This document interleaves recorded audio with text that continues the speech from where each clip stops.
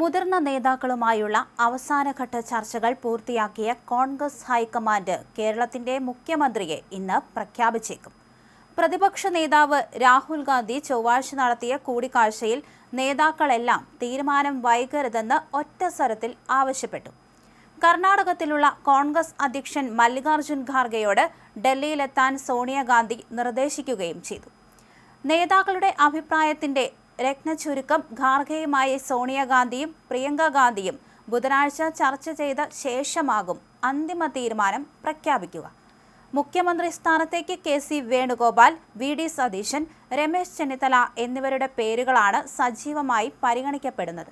ഇതിൽ ആരെ നിശ്ചയിക്കണമെന്ന കാര്യത്തിൽ നേതാക്കൾക്കിടയിൽ സമവായമുണ്ടാകാത്തതാണ് പ്രഖ്യാപനം നീളാൻ കാരണം. VM സുധീരൻ അടക്കമുള്ള കേരളത്തിലെ മുതിർന്ന നേതാക്കളുമായും മുൻ KPCC അധ്യക്ഷന്മാരുമായും രാഹുൽ ഗാന്ധി നേരിട്ട് ചർച്ചകൾ നടത്തി.